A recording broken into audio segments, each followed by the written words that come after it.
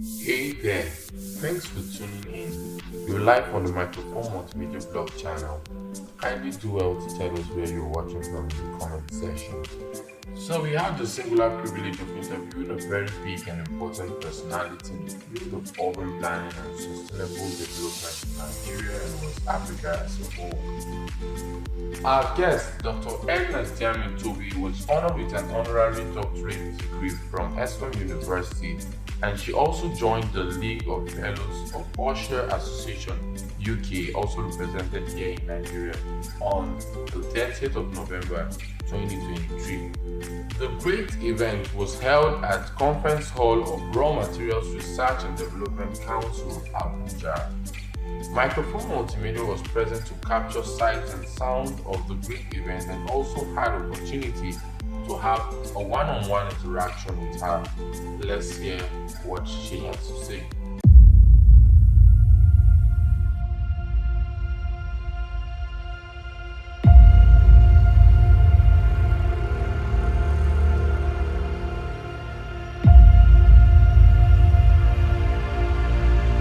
My name is Edna Demi Tobi. I'm a town planner and I worked in the Ministry of Housing and Urban Development and later on transformed to Ministry of Works and Housing and retired in December 2020. Since then, I've been engaged with three ministers as technical advisor, working on international cooperation and partnerships.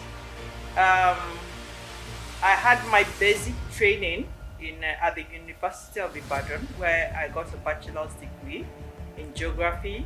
Later on, a master's in urban and regional planning, and then I did another master's in urban development planning at the University of London, and also at the Loughborough University, where I did a diploma course in infrastructural management. I've always had a bias towards planning issues and urban development and sustainable development. I have worked in different capacities in terms of developing policies for the country, both the national housing policy and national urban development policy. And at the regional level, I have worked on the regional master plan, what we call the Common Africa Position on the UN Habitat 3 conference, which was the only common position developed globally by African leaders as input into the third United Nations Conference on Housing and Urban Development. I have also been the anchor person for UN Habitat activities in Nigeria. I've also been coordinating our activities towards the World Urban Forum, which holds every 2 years, and also at the United Nations Governing General Assembly, which holds every year. So basically, I think I'll stop there for now, unless you want to have more information on what happened.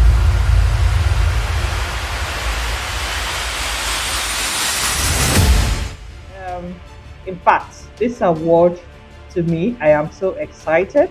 I'm so honored and pleasantly pleased to have been honored with the two awards which I got today, which is the honorary doctorate degree in urban planning and sustainable development, and also as a fellow of the OSHA Foundation, which is the Association for Security Issues and Safety Matters, occupational health and safety in our environment and in our working places generally, as well as our homes and our communities.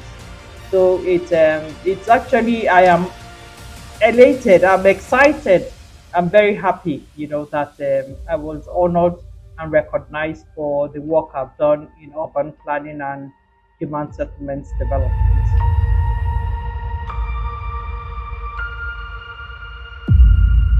Thank you very much. The task of urban planning is not one that is really well understood by people. Generally, most people want to live in a decent environment. They want to live in a good society where you have electricity, you have water supply, you have all the basic amenities that you're used to for recreation.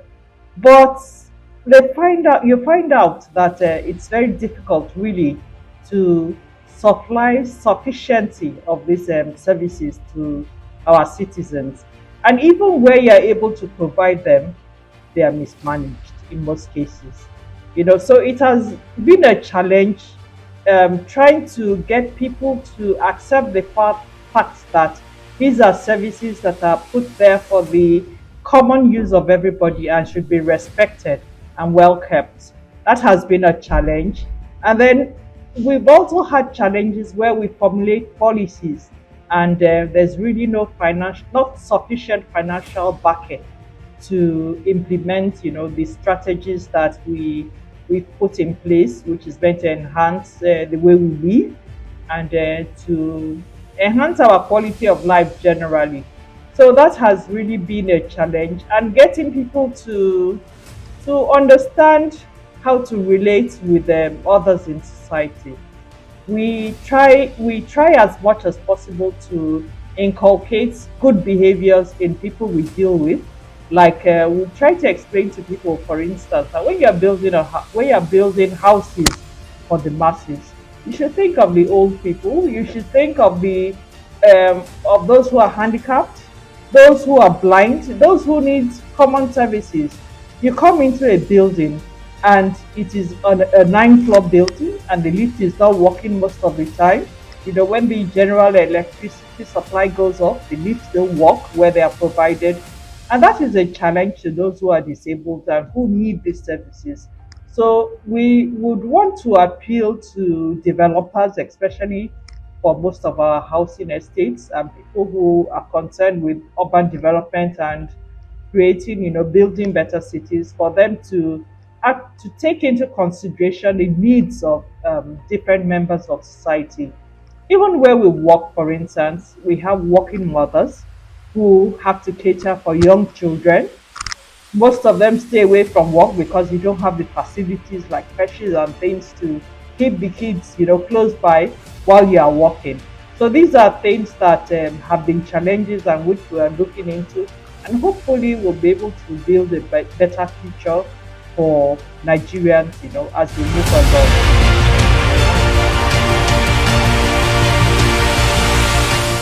It's a wonderful profession. Yeah, it's a wonderful profession to practice because it leads to betterment of people's lives. It leads to inclusiveness in the society. These are things that urban planners do. We deal with issues of transportation, so we help to ease the movement of people from one point to the other. We are also concerned with supplying, various basic services, recreational centers, places of worship, and when you see a city that is functioning, you're happy to be in it. In Nigeria, people are delighted when they come to Abuja. Even my African friends, international friends, when they come to Abuja, they love it because everything at least is more or less in place. It's a modern city. It was purposely designed as a city, not like most of our other cities that are just forming themselves. You have the core city, and then you have a lot of unplanned areas, because people have needs. They have needs for housing, they have needs for worship, needs for school. So most times, they go into the peripheral areas, and most of them are unplanned. And in that way, you find out that they are not really living a satisfied life, especially those who are living in our slum communities. All they're looking for is just for somewhere to sleep or somewhere to, make a living. But as a town planner, we are responsible for making sure that a city functions. When we go to Western European countries, we go to America, we go to Australia, we go to the Far East, different parts of the world, we are happy to be in those cities because they are well organized. Everything works they're all well synchronized. You get to the airport, you come out, and you're able to get different modes of transportation that takes you, to your destination. So that is what, being a planner is all about: creating functional cities, creating cities that are beautiful, for people to live in. And these are things that we concern ourselves with and which we try to promote as urban planners. So whoever wants to come into that profession, you're welcome. It's a very interesting profession because you're actually making life better for human beings.